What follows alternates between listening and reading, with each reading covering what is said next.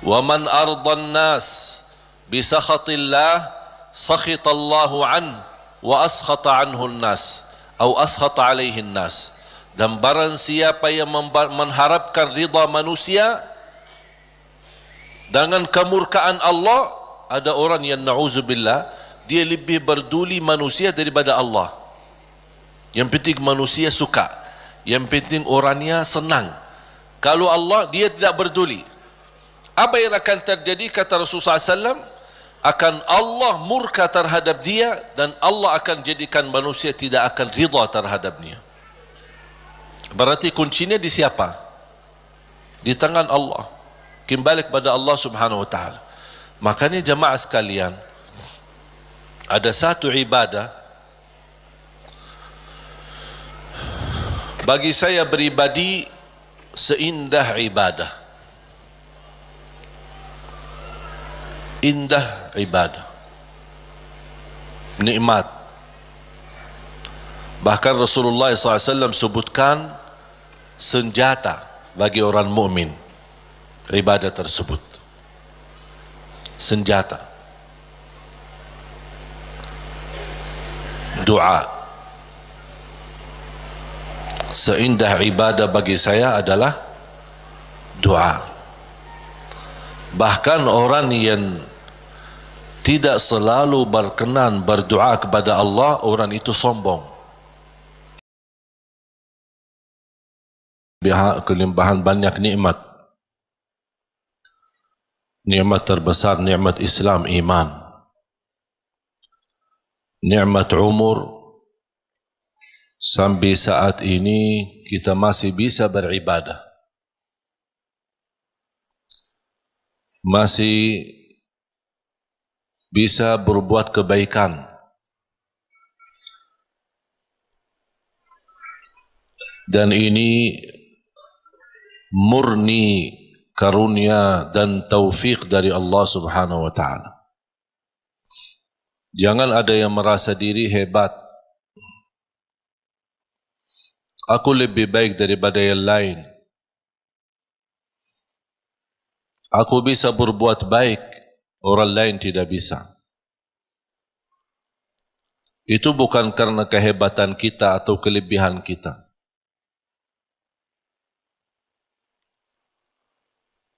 Kalau kita merasa diri bisa berbuat sesuatu, berarti harus kita banyak istighfar.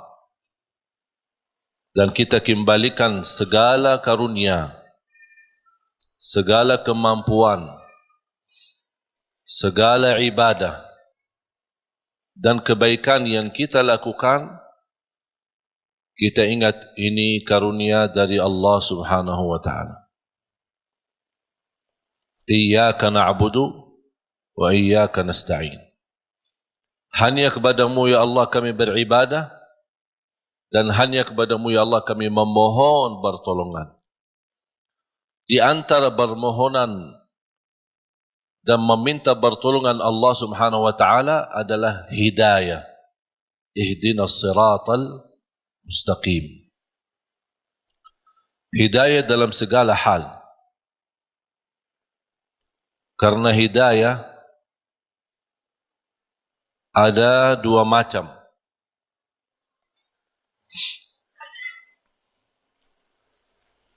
Hidayah dalalah atau irsyad. Hidayah irsyad atau dalalah. Maksudnya hidayah irsyad adalah ilmu yang kita belajari. Kita hadir di majlis seperti ini ingin mendapatkan hidayah. Hidayah irsyad adalah hidayah petunjuk. Hidayah memberitahu, menambah ilmu. Karena tambah ilmu, kita tidak bisa mendapatkan hidayah dari Allah Subhanahu wa ta'ala. Semakin kita mengenal Allah lewat hidayah irsyad, semakin bertambah cinta kita kepada Allah Subhanahu wa ta'ala. Dan hidayah irsyad itu tugas para nabi Dan sesudah para Nabi dan Rasul, tugas para ulama membagikan hidayah irsyad, menyampaikan, memberitahu mana yang baik buat umat, mana yang tidak baik. Itu hidayah pertama. Termasuk anda sekalian, Bapak Ibu, menghadiri majlis tempat belajar ilmu. Selepas majlis anda kembali, anda membawa hidayah irsyad. Bisa anda menyampaikan kepada keluarga yang tidak sempat hadir. Dan alhamdulillah, dengan teknologi sekarang kita bisa berdakwah. Tidak harus kita memiliki ilmu yang banyak untuk berdakwah. Satu kebaikan yang kita belajari, sampaikan kepada yang lain. Kalau kita belum sempurna menamalkannya, barangkali yang kita sudah sampaikan, orang lain bisa menamalkan lebih baik daripada diri kita, kita mendapatkan pahala yang sempurna. Oleh karena itu, buat apa kita berdakwah menyampaikan? Dan saya meyakinkan, ketika saya menyampaikan sesuatu, bukan karena saya lebih baik daripada Bapak Ibu, tapi saya berharap dari Allah, ya Allah, apa yang saya sampaikan, barangkali ada di antara jamaah yang bisa mengambil dan menjadi lebih baik daripada saya. Itulah yang saya ingin mendapatkan pahalanya. Oleh karena itu, ketika kita menyampaikan, jangan ada yang merasa diri, kok aku belum ustaz, aku belum berilmu, aku belum fantas, masih banyak kekurangan, dosa saya masih banyak. Ya, semua kita berdosa. Siapa yang tidak berdosa? Coba sebutin manusia yang tidak berdosa. Hanya Nabi dan Rasul yang Allah selamatkan dan lindungi mereka. Selain itu, semuanya berdosa. Sahabat Rasulullah SAW pernah berdosa, dan semua ulama berdosa. Tidak ada yang maksum dan bersih dari dosa. Dosa besar, dosa kecil, tidak ada yang suci. Tapi karunia bagi ulama, awliya, salihin, ketika mereka berdosa, mereka sendiri tanpa ditegur, tanpa diingatkan, mereka sendiri sadar. Karena terisi hati mereka sifat malu sama Allah Subhanahu wa ta'ala. Terlanjur jatuh dalam dosa, mereka segera bertaubat dan memohon ampun kepada Allah Subhanahu wa ta'ala.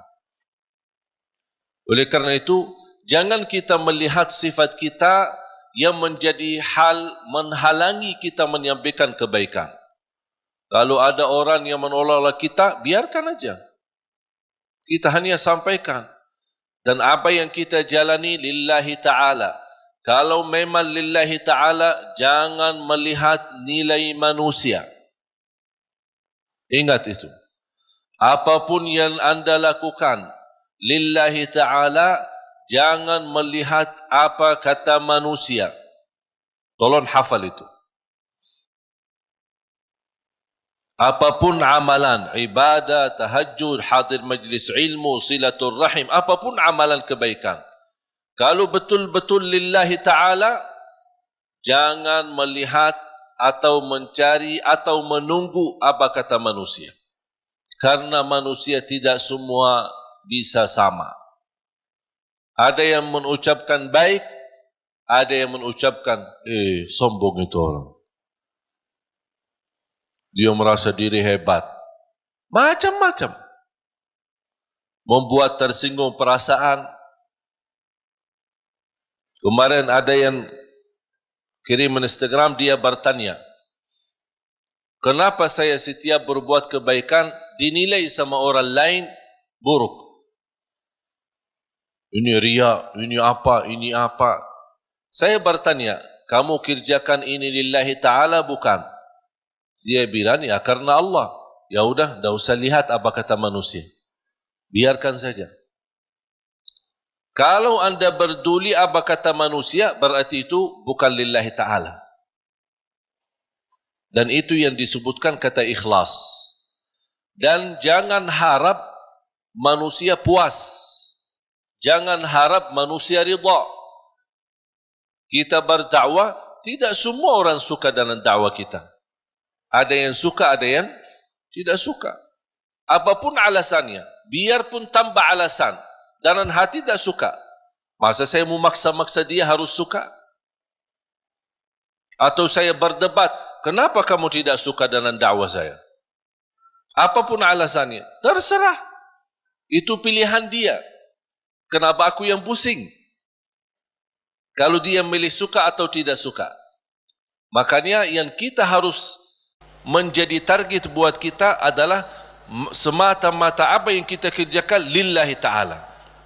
Sungguh, kalau kita fokus seperti ini, insya Allah tenang hati kita. Apa yang diucapkan oleh orang, kita tidak berdulikan. Mau dia tetangga, mau dia sahabat, mau dia kerabat, tidak usah diberdulikan. Bahkan apa yang diucapkan oleh manusia, apalagi yang membuat perasaan kita tersinggung, jadikan teguran buat kita.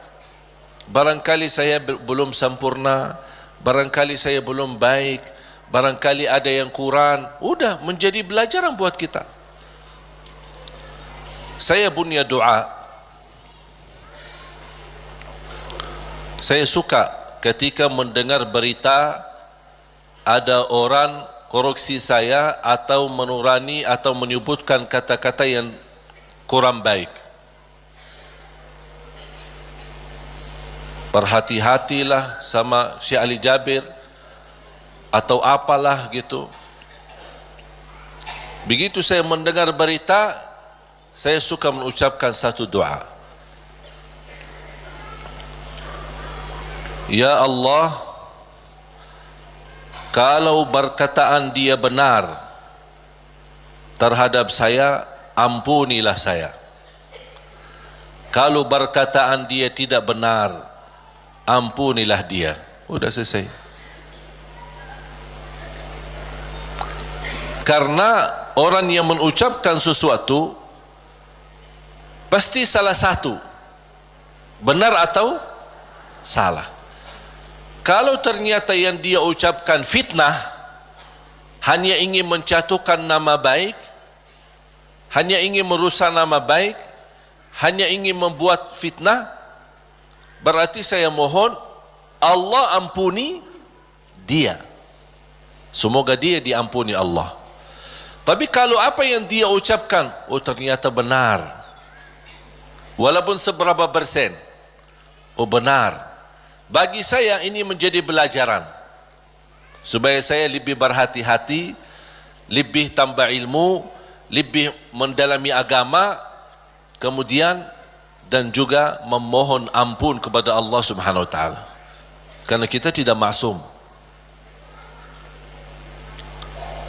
Faham jamaah sekalian? Jadi tenang hatinya. Dengan ucapan orang yang jauh-jauh, malah kita yang pusing. Yang jauh biarkan jauh. Dan kita harus mengetahui irda'un nasi ghayatul la tudrak. Mencari ridha manusia itu sesuatu yang susah didapatkan. Susah.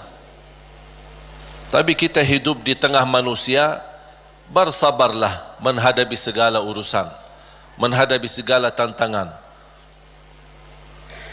Man ardallah bisakhatin nas, ardallah radiyallahu anhu wa arda anhu nas.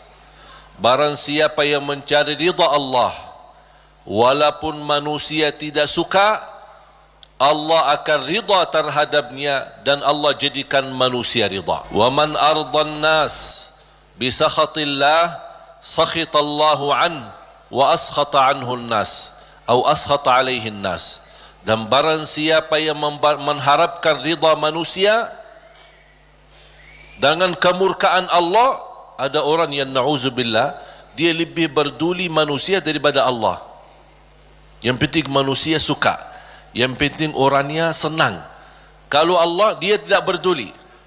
Apa yang akan terjadi, kata Rasulullah SAW, akan Allah murka terhadap dia dan Allah akan jadikan manusia tidak akan ridha terhadapnya. Berarti kuncinya di siapa? Di tangan Allah. Kembali kepada Allah Subhanahu wa taala. Makanya jamaah sekalian, ada satu ibadah bagi saya pribadi seindah ibadah. Indah ibadah, nikmat. Bahkan Rasulullah SAW sebutkan senjata bagi orang mukmin ibadah tersebut. Senjata,